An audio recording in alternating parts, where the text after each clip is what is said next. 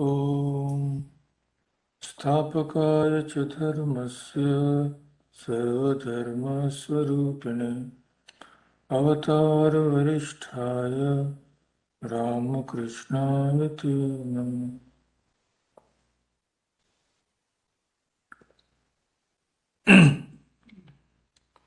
So just to give you a little break from the headache which philosophy brings, I thought we will discuss the life of one of the monastic disciples of Sri Ramakrishna today, that is Swami Adbhutananda, or as he was called by his name, Latu Maharaj. His birthday falls, I think, within 2 or 3 days. So it's a wonderful life and a unique life, if I may say so. So let me just start by sharing a photo of his.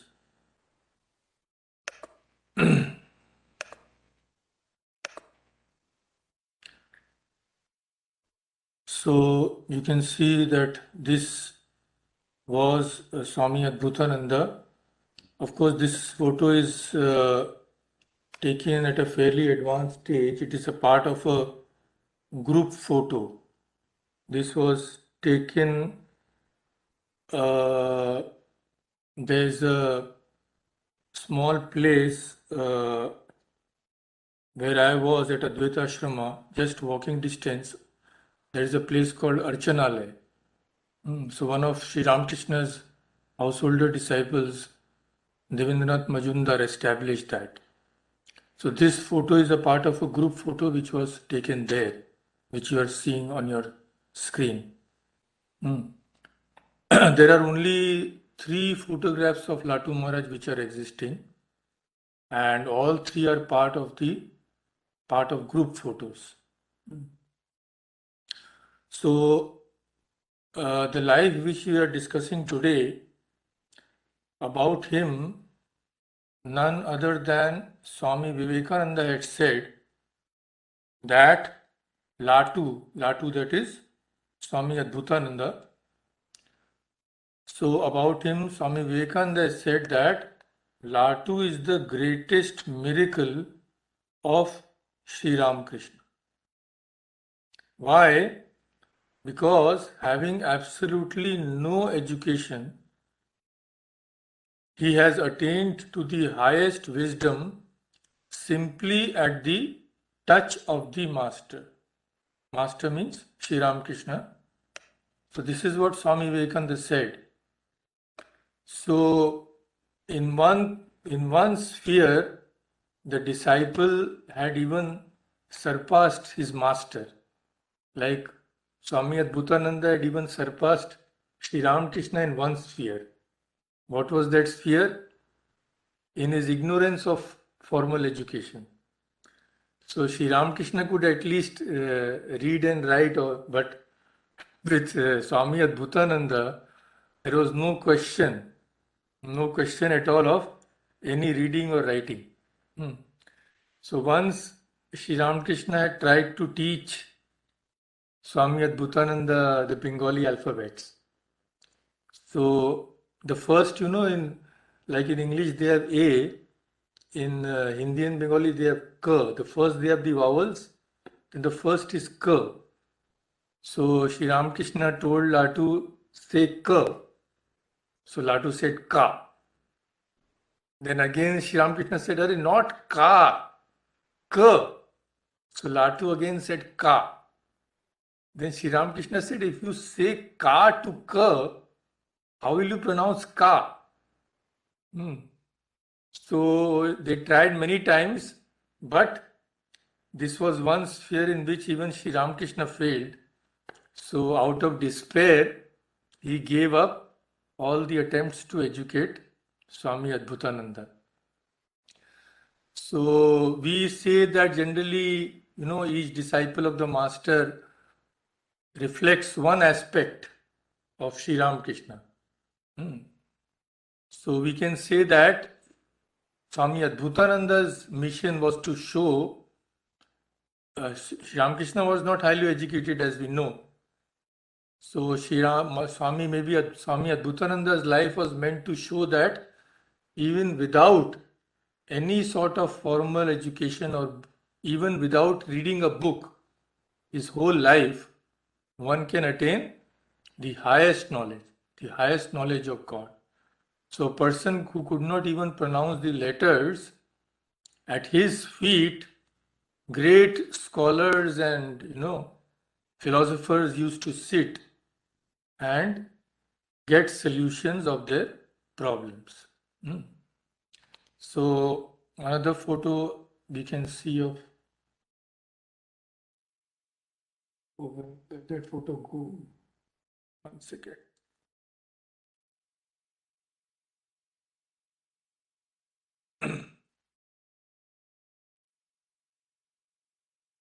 Here there is a problem that sharing.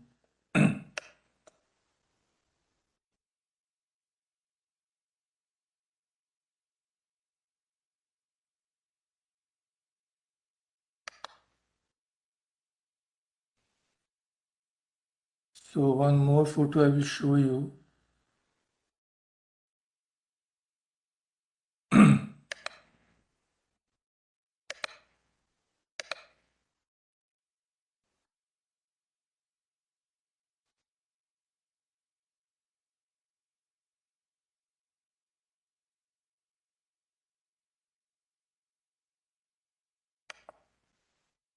This is also part of a group photo. 1 minute, let me share it.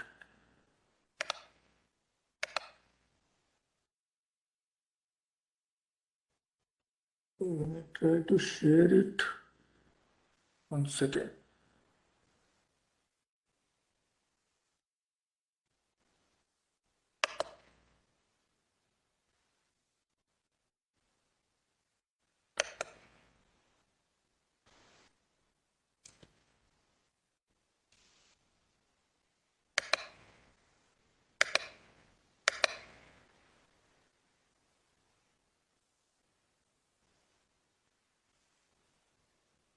They can see on the screen, but on the TV it is not reflecting. So anyway, here you can see another photo of Shri Latu Maharaj. This is also a part of the group photo. Many disciples of the master are present in that photo. So Swami Vivekananda also used to say that our master was original and every one of his disciples is original. So he said, then look at Latu. Born and brought up in a poor family, he has attained to a level of spirituality which is the despair of many. We came with education. This was a great advantage. When we felt depressed or life became monotonous, we could try to get inspiration from books. But Latu had no such opportunity for diversion. Simply through one pointed devotion, he has made his life exalted. This is what Swamiji says.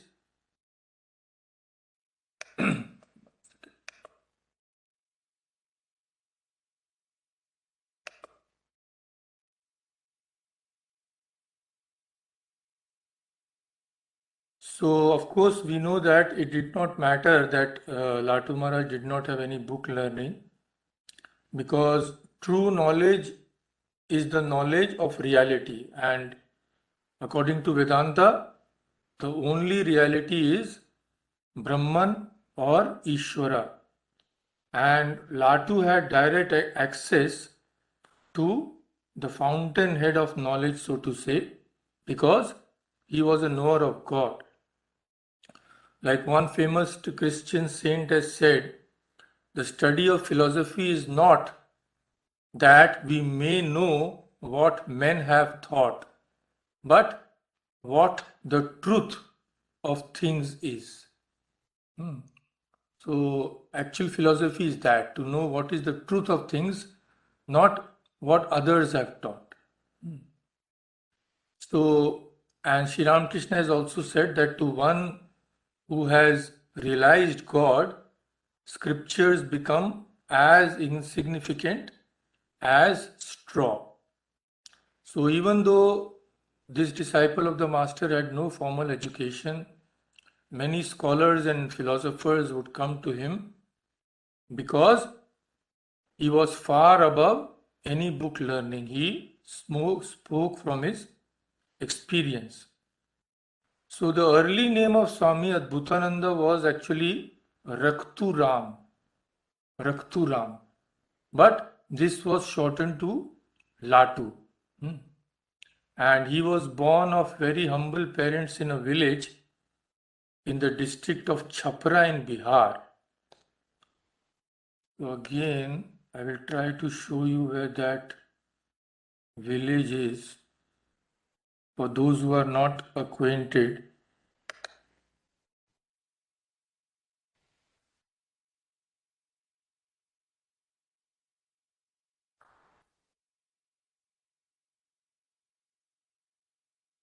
So let me share.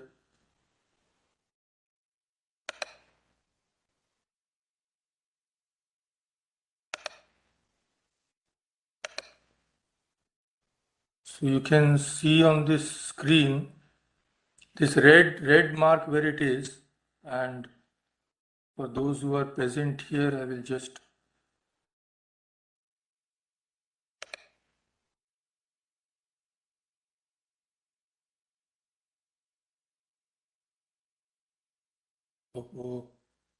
sharing is a big problem here.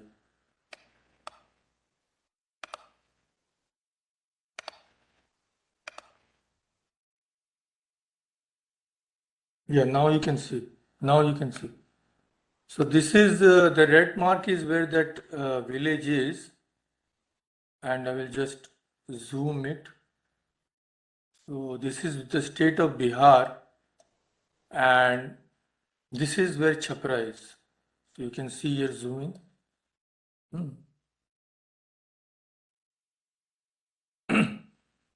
So again we will come back to the meeting.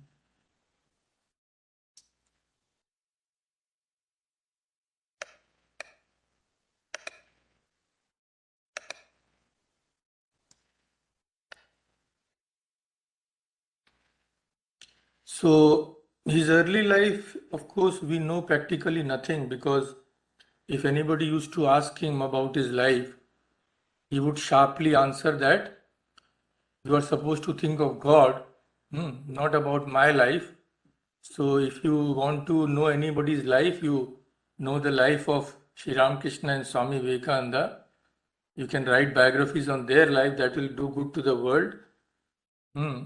So we know practically nothing about his early life, young age, and very difficult to trace any chronological account, because in his life there were no events as we understand them. Hmm. Like we think that, oh, he may have gone to give lecture there or somewhere else, and he may have founded a society or may have founded an organization. So these people have done nothing of that kind. Their whole life was simply what they say, what they call a long stillness of prayer.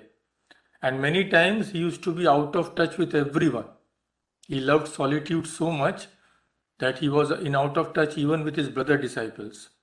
But to our advantage, one fact is there, that he always made it a point to live within a few miles of Dakshineshwar. Since Sri Ramakrishna stayed at Dakshineshwar for so many years, he never went a great deal away from there. Only a few trips he made. In 1895, he went to Puri. In 1903, he was again at Puri, and he also visited some places of northern India like Varanasi, Allahabad, and Vrindavan. But except on these occasions, he lived mostly in Calcutta or near about. And we have already seen that his parents were very poor, so poor that they could hardly make both ends meet in spite of their hard labor. So Slatu was only 5 years old when he lost both his parents. Yeah, then his uncle looked after him, but his uncle was also not well off. So he came to Calcutta searching for means of livelihood, and Latu also accompanied him to Calcutta. And after a hard struggle, he somehow got an employment as a houseboy in the house of Ramchandra Datta, who was a devotee of Sri Ramakrishna. So, show you a photo.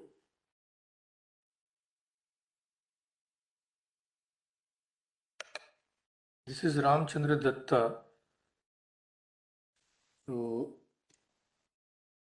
share with those who are here also.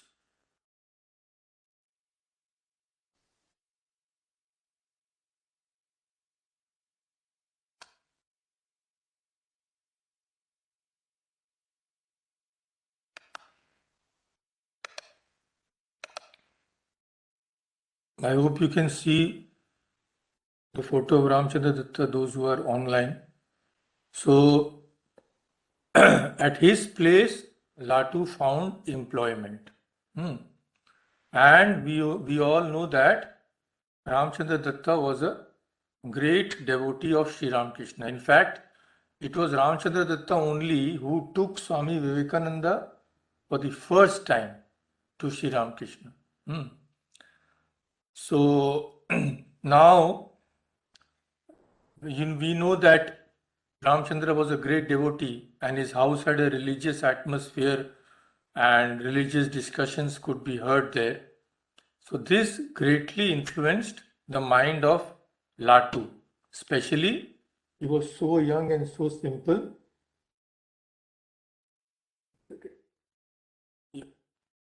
So he heard many teachings of the master from Ramchandra Datta himself. Like one of the simple teachings was, one who is sincere and earnest about God realizes him as sure as anything. Then another simple teaching, one should go into solitude and pray and weep for him. Then and then only will he reveal himself. So such words, when they came from a devotee like Ramchandra Datta, they greatly influenced Latu. Because he was a simple-minded boy, you see, and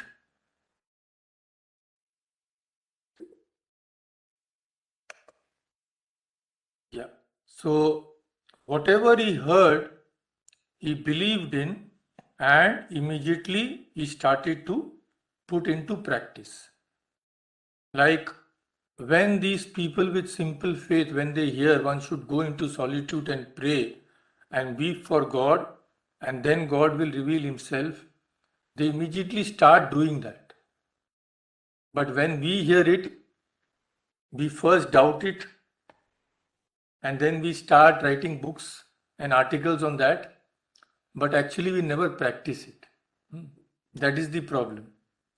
But simple people, when they hear these things, they have so much faith that they immediately start practicing what they hear. Same thing Jesus has also said, when you pray, go into your room, close the door and pray to your Father who is unseen. Then your Father who sees what is done in secret will reward you. So all these saints say, but unfortunately very few people actually believe in these teachings sincerely. So at Ramchandra's house, Latu heard of Sri Ramakrishna because all the time they were discussing the master. So naturally he felt eager to see him, and very soon an opportunity presented itself, and Ramchandra used to send some things to the master. So now Latu was there. So he sent some things to Sri Ramakrishna through Latu. And at the very first meeting, the master was greatly impressed with the spiritual potentiality of Latu, and also Latu also felt greatly drawn to the master. So now these meetings became frequent, you see, because Ramchandra used to keep on sending things and Latu was so eager to go to the master. So soon Latu became so much attracted to the master that he found that he could not stay away from him at all. Once when Sri Ramakrishna went to Kamarpukur for 8 months, so Latu felt such a great void in his heart that even when Sri Ramakrishna was not there, he used to go to Dakshineshwar and wait, as it were, for the master. So actually, Ramlal Dada, nephew of Sri Ramakrishna, he was there at Dakshineshwar. So he relates an experience where Latu actually had a divine vision of the master, although the master was in Kamarpukur. So he saw that Latu was bowing down to someone. Nobody was there in front of him, but Latu was bowing down in front of someone. So when Ramlal came, Latu got up and said, "Oh, where is the master? He is just here now." So then Ramlal realized that even though the master was in Kamarpukur, Latu had his vision in his Dakshineshwar. Such was his great devotion. So gradually Latu found that he could not stay away from Sri Ramakrishna at all.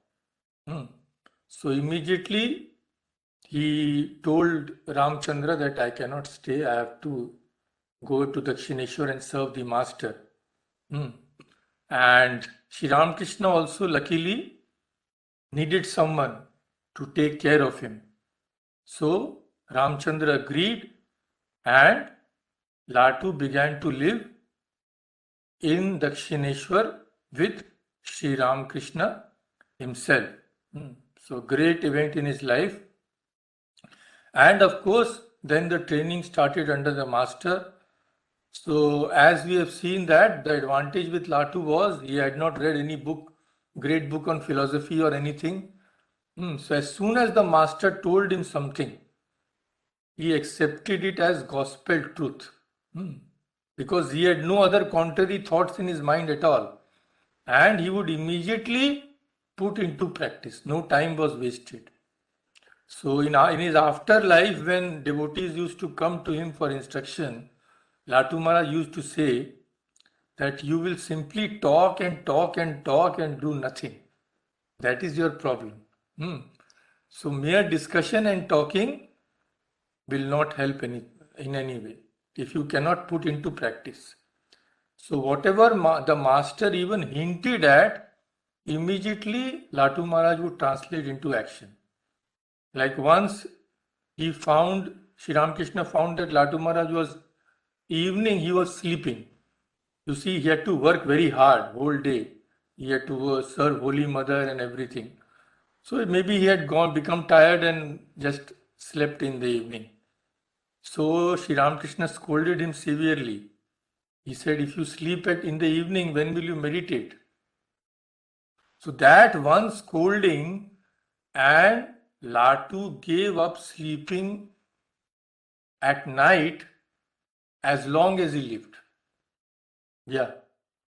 He would only take a rest in the afternoon and whole night he would spend in spiritual practices. So this was Latu Maharaj, and even at that young age, see, these were such great people. Even at that young age with the master, many stories are there of Latu Maharaj's deep power of meditation.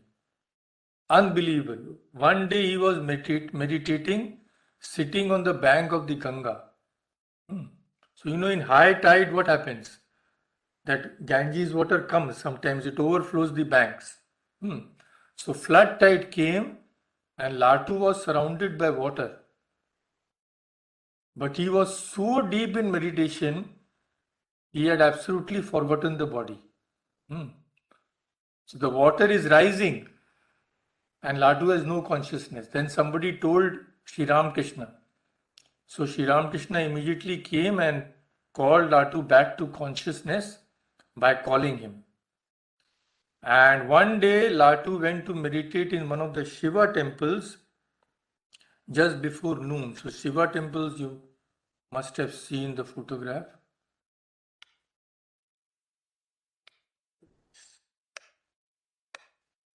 Show you.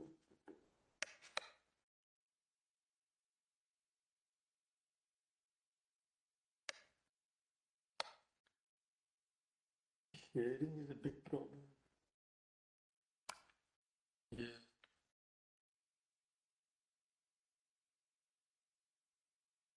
Second.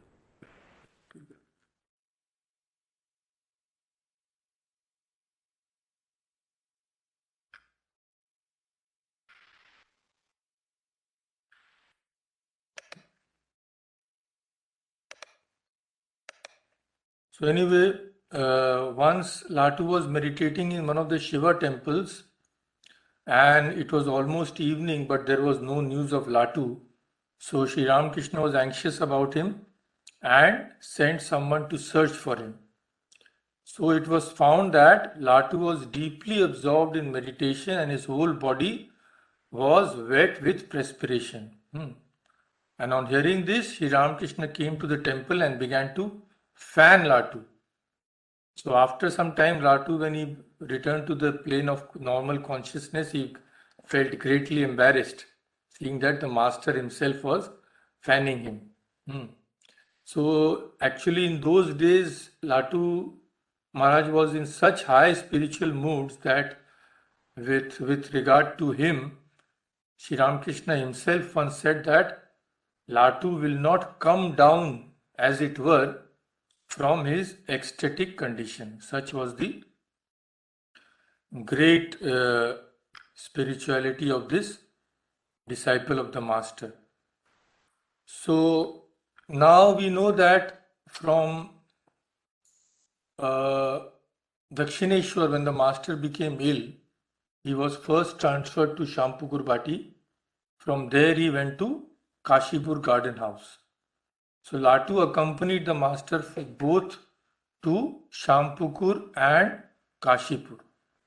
And we know that Sri Ramakrishna himself had given ochre clothes to 12 of his disciples, and Latu was also one of them. So we know that Sri Ramakrishna passed away in 1886, and after that Latu accompanied Holy Mother to Vrindavan, and there are many incidents which also tell us of his great devotion to Holy Mother. Since he was such a young and simple boy, Holy Mother was very free with him. Like when Holy Mother had to send someone any message, she would send through Latu Maharaj. So he was one of her chief attendants. And after returning from Vrindavan, Latu joined the Baranagar monastery. Baranagar monastery, we know that first monastery of the Ramakrishna order. Actually, I wanted to show you photos also, but here it is giving so much problem.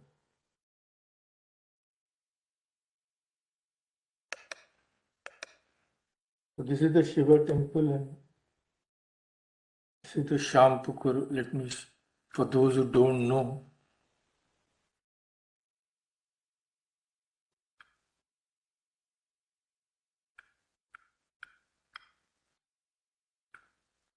This cursor gets stuck here, you see.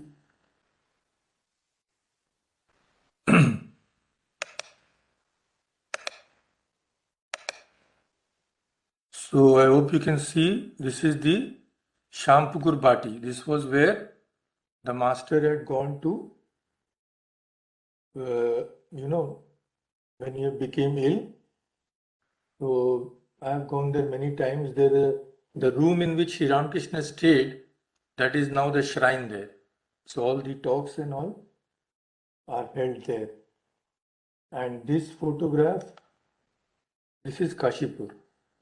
We all know Kashipur, Udyan Bhati, where Sri Ramakrishna passed away. And this is the Baranagar monastery. This is the first monastery. Of course, this building is no longer there. So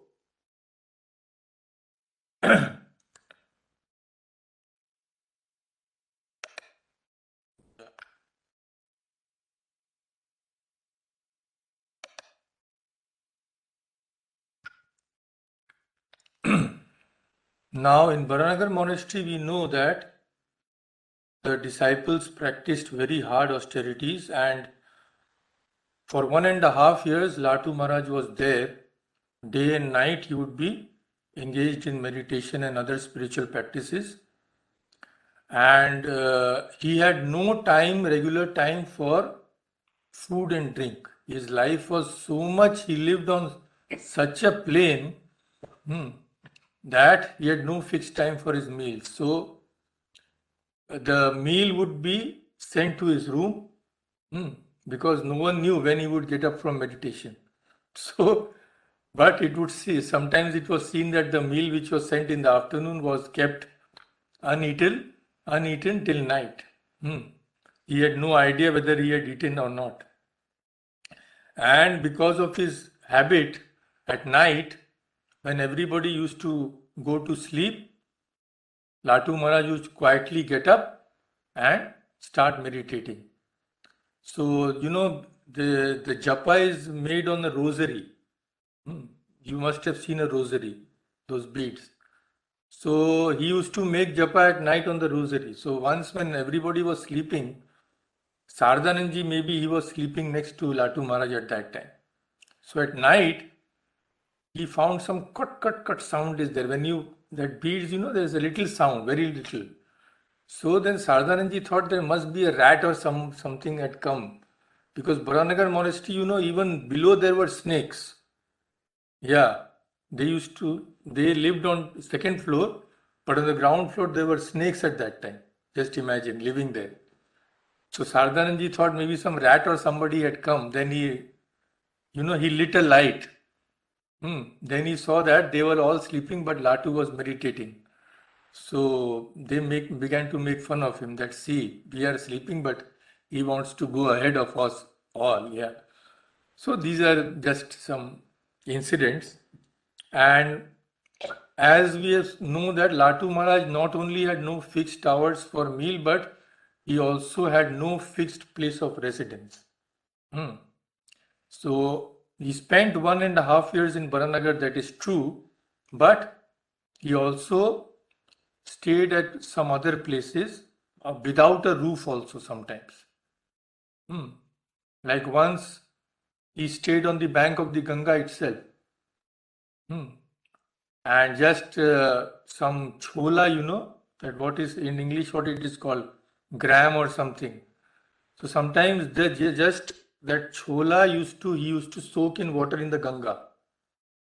And then when it became soft, he used to eat that. That used to be his meal. And sometimes he also used to stay in the house of devotees. Like once he once he stayed in a room at the Basumati press belonging to a householder disciple of Sri Ramakrishna Upendranath Mukherjee. So once when he was living just on the bank of the Ganga, it began to rain. So what to do? Where to go? So there was a railway wagon nearby. So there was a railway track and a railway wagon. So Latu Maharaj got into that railway wagon. And unfortunately for him, soon the engine came.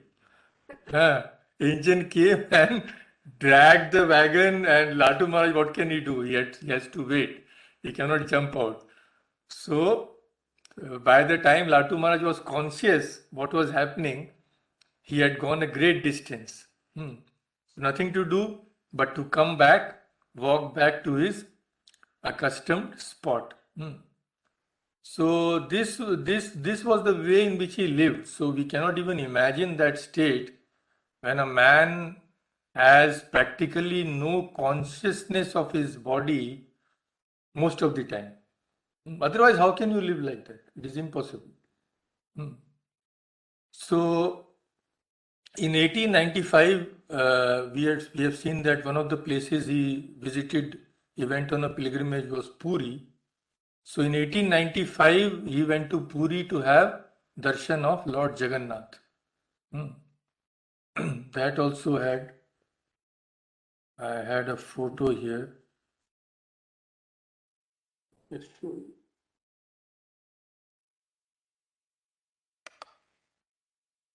This is Lord Jagannath at Puri. All those who have gone will know. So, just I will share the photo.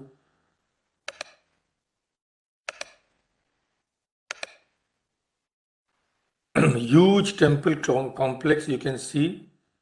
Thousands and thousands of people come here. It is such a and Sri Ramakrishna also used to consider that the prasad, the food that is offered to Lord Jagannath, they say it is Brahman in solid form, as it were. It is considered so highly. That is why in India there is a tradition that when we eat Jagannath's prasad, we should not eat it after eating anything. It should be eaten first. So two things Sri Ramakrishna said which are verily Brahman in solid form. That is, one is the Jagannath Prasad and the second is Ganga water. Yeah, these two are very pure. So let me again come back.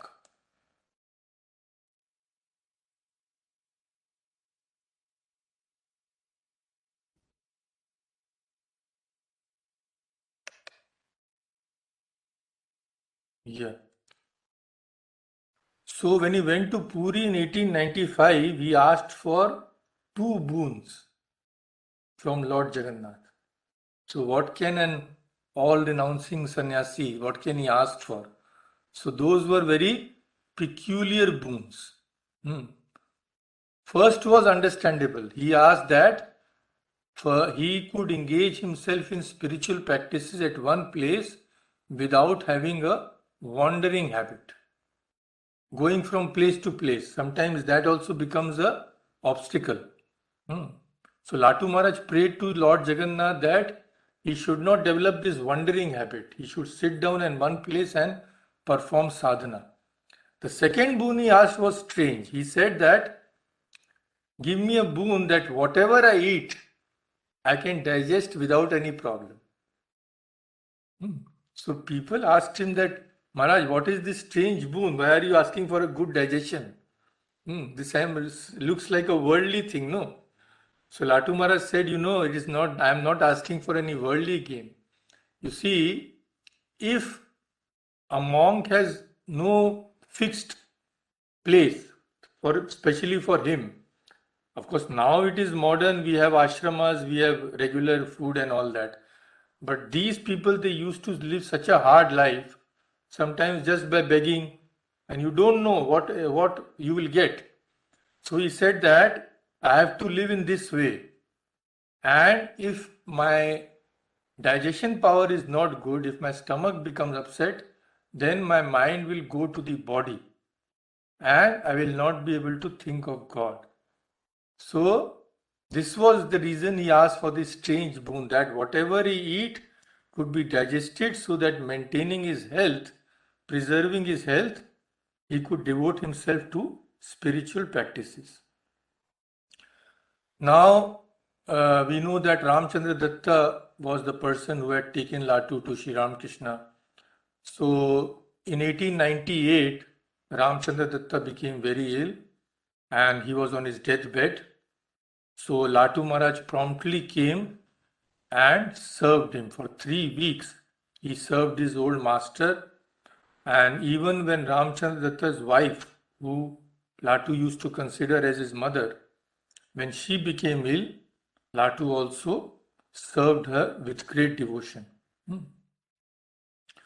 So this is about his relation with Ramchandra Datta and his wife, and we know that what Swami Vivekananda had said about Latu, that the greatest miracle of Sri Ramakrishna.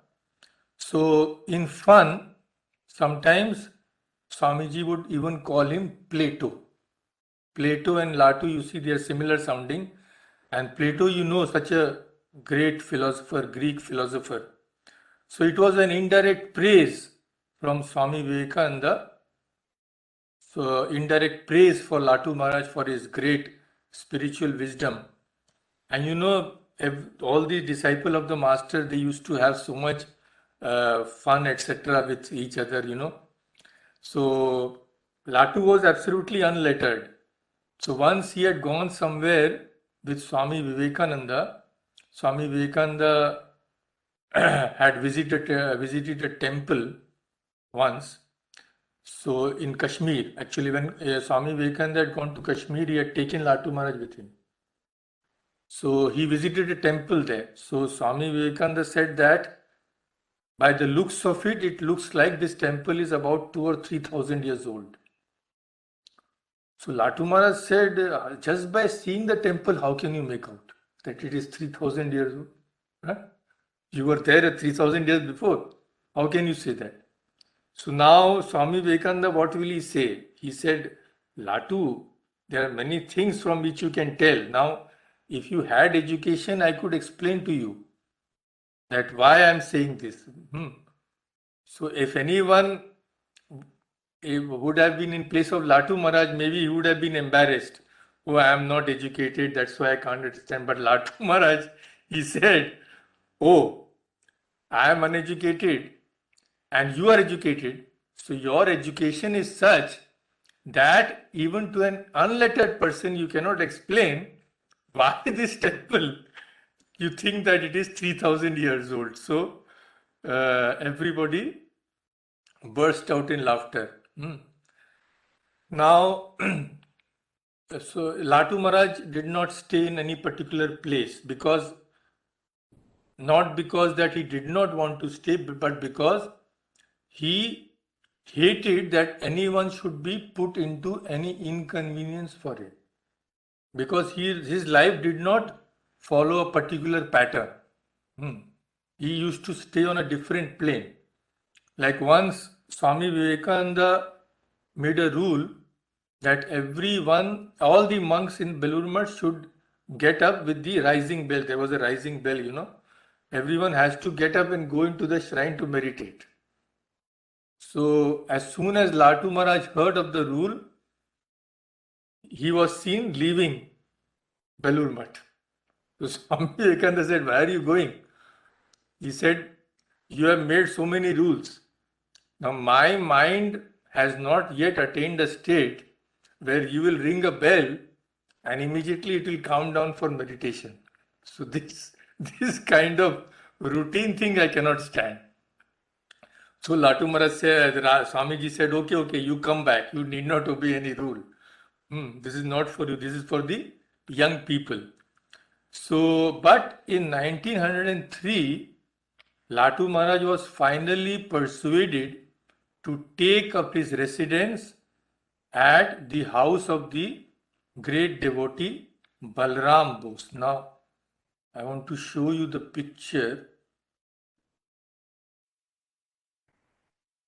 Again, this sharing is a problem, but I have to show you that.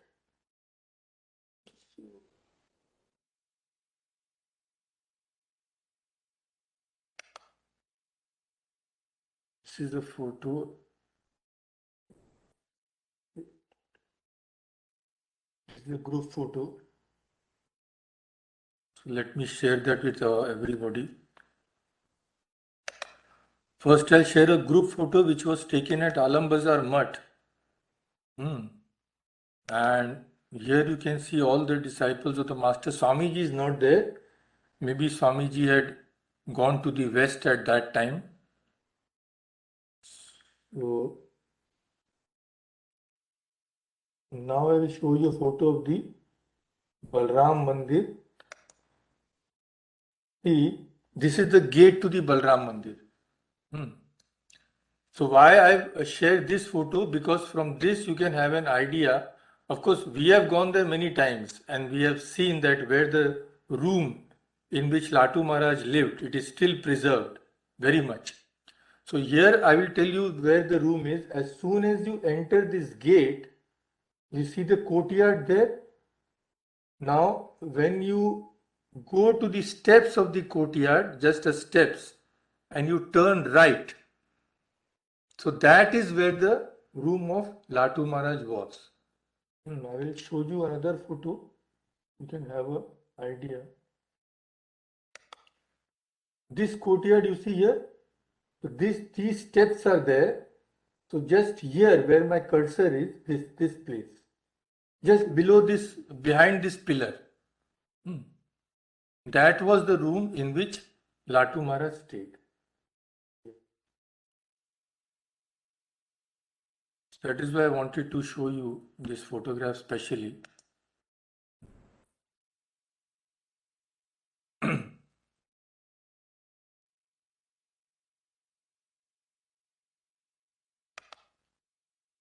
So those who have not visited will get an idea from this. Now, in Balram Mandir, Latu Maharaj stayed for 9 long years. That was a very rare thing. So actually when he was requested to stay, Latu Maharaj said, see, I have no regular routine. And I don't want to, suppose I want to eat at night, sometimes what will happen? So they said, Maharaj, no, you won't put us into any inconvenience. You live as you like. We will put your meals in your room whenever you like, whatever you please eat. It just follow your own routine. There will be no problem.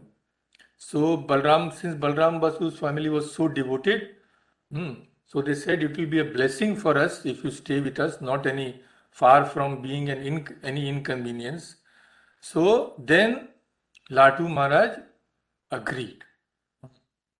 So everybody was so eager to serve him there. But here also he lived a very stern and ascetic life. Practically no belongings. So one person who had seen Latu Maharaj live there, he later wrote, I quote from his reminiscences, he said, Latu Maharaj was a person of few words. He was also a person of few needs. His room bore witness to it.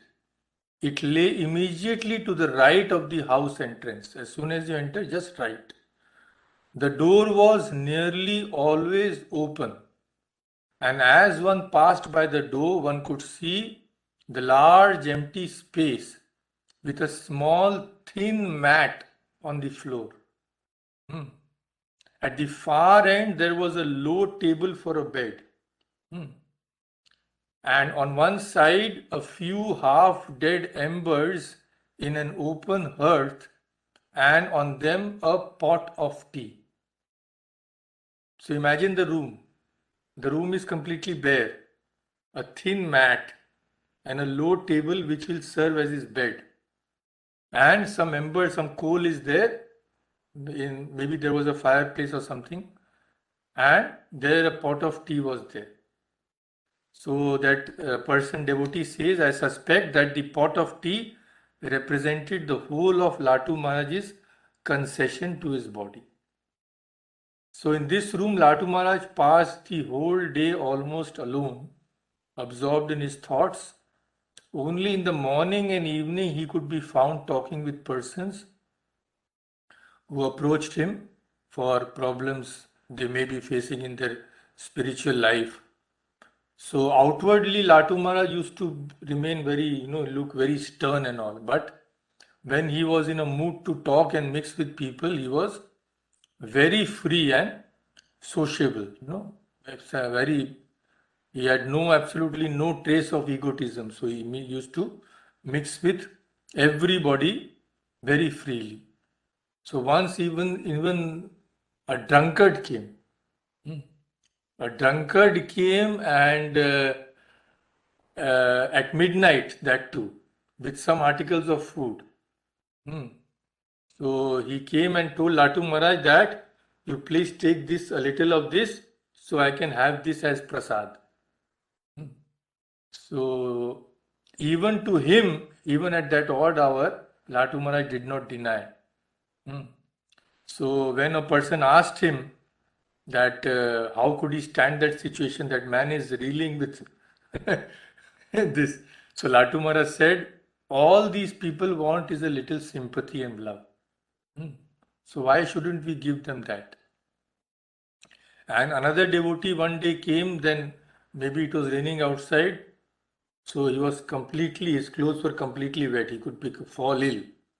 So then Latu Maharaj gave him his own clothes. That you can fall ill. These were ochre clothes. So the man said, "What are you doing? How can I wear ochre clothes?" And also Latu Maharaj said, "Oh, better than falling sick. You wear them for one day." So that was his compassionate nature. And of course, regarding spiritual matters, he could solve very intricate problems in just a few words.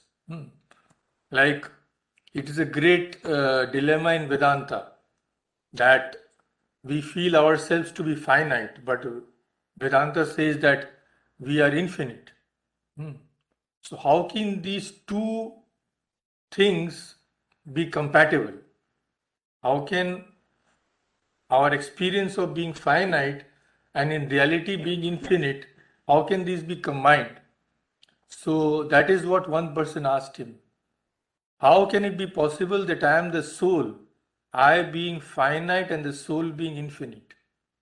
So Latu Maharaj said, where is the difficulty? Have you not seen jasmine flowers? The petals of those flowers are very small. But even on those petals, when dewdrops fall on them, they reflect the infinite sky. Similarly, through the grace of God, this limited self also can reflect the infinite glories of God.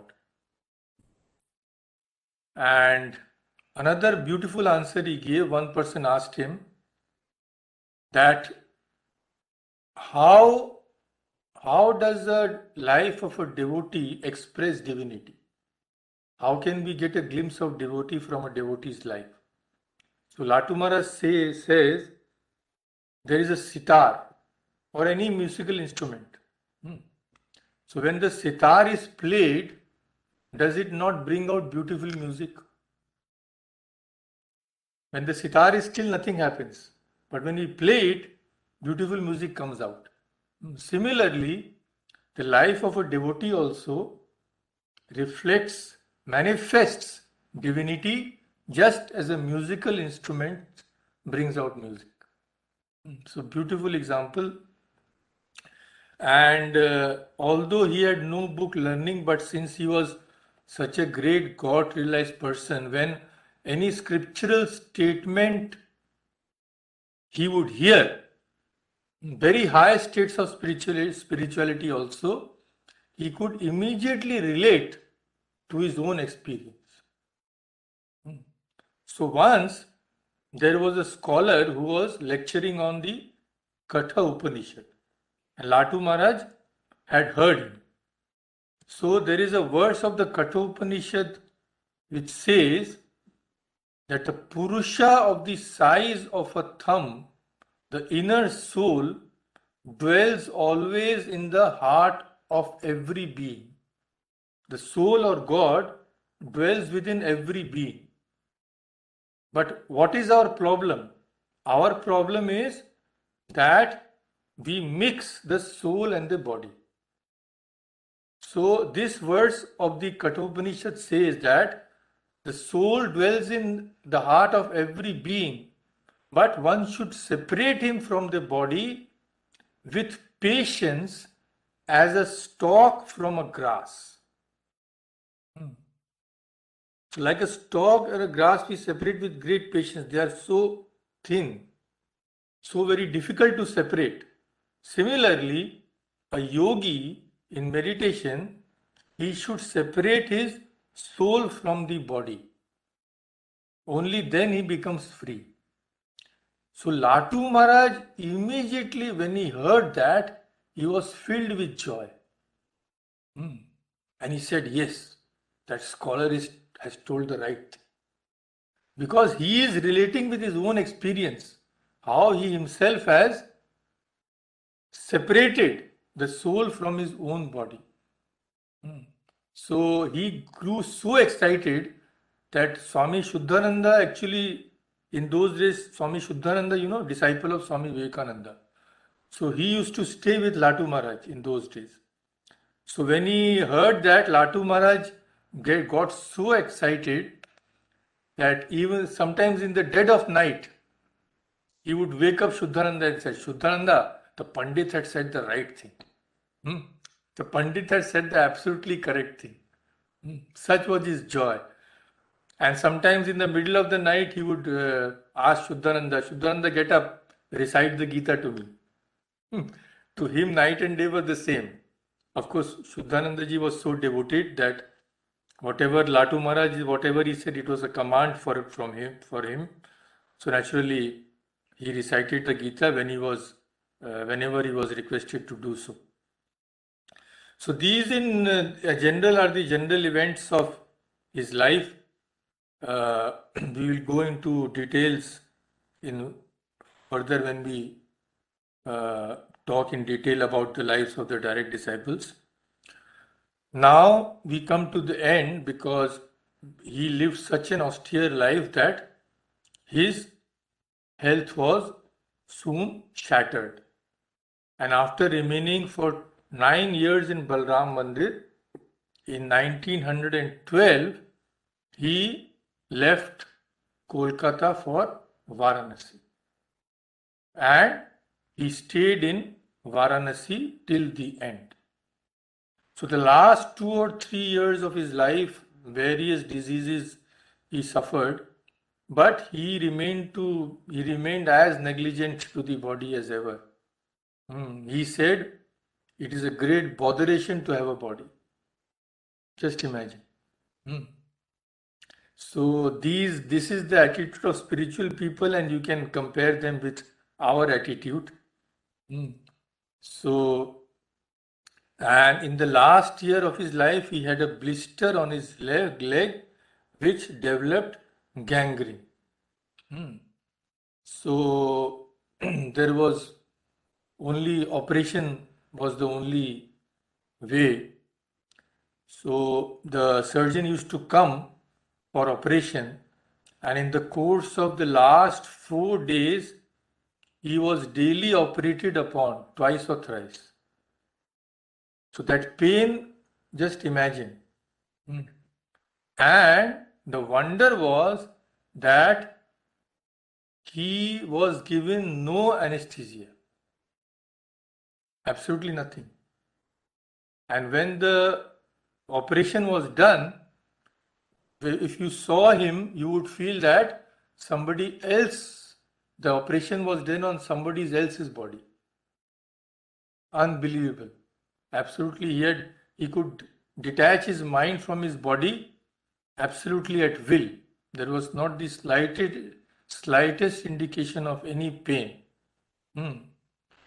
Of course, later life he would always remain indrawn, and slowly the end approached, and at the last moment he became completely immersed in meditation. And at last he attained Mahasamadhi on 24th April 1920. 1920 was also the year in which Holy Mother passed away. So, and after some, I think Turiyananji also passed away within just 1 or 2 years. So that was a very bad period. So many people went away. So anyway, those who witnessed the passing away of Latu Maharaj said that in his face there was such an expression of calm and joy that they could not distinguish between life and death. They could not make out that actually he had gone. His face bore such a peaceful expression. So best is to describe his passing away in the words of Swami Turiyananda. Turiyananda ji was also in Varanasi, and Turiyananda ji also passed away in Varanasi. And there was not much difference in the dates. So Turiyananda ji was there and he gave his own account. That is a very, very fortunate thing. So he wrote to one devotee in a letter. He said, I am extremely sorry to let you know that Latu Maharaj is now no more. His passing out was indeed very wonderful. He began to be in a meditative state right from when he fell ill, and absorbed in that state, he gave up his body. He had a small blister like something on the ankle of his right leg, and being operated on it developed into gangrene a few days later. All the best local medical help was requisitioned, but to no effect, and in 10 or 12 days he expired. He showed no signs of pain or trouble during his illness, and the wonder of all wonders was that after his death, when we made him sit up to make some rites for the occasion, we found him looking so beautiful, so serene, so full of peace and bliss that it beggars description. His face was beaming with light and intelligence unspeakable, as if he were taking leave from his friends for the last time. Really, it was a sight for the gods to see. We chanted the name of the Lord for 3 continued hours, and then took his body decorated with flowers, sandal paste, etc., in a procession to the Ganga and carried it to the Manikarnika. Manikarnika is that ghat where they are cremated. So we carried it to Manikarnika by boat to be immersed in the holy water of Mother Ganges. So Latu Maharaj entered into peace eternal, and another son of Sri Ramakrishna joins with him, making us feel poorer for the irreparable loss. Indeed, we have lost a spiritual giant in the person of Latu Maharaj, whose illiteracy and unsophisticated life helped him most to become what he was, a genuine and ardent devotee of Sri Ramakrishna. So this in short are the general details of Latu Maharaj's life. So as per our plan, in the beginning we will discuss the disciples, just a general sketch of their life, and in the coming years maybe discuss some particular aspect of their lives, go into more detail. So let us stop here for today. Om Shanti Shanti Shanti Hari Om Tat Sat Shri Ramakrishna Arpanamastu.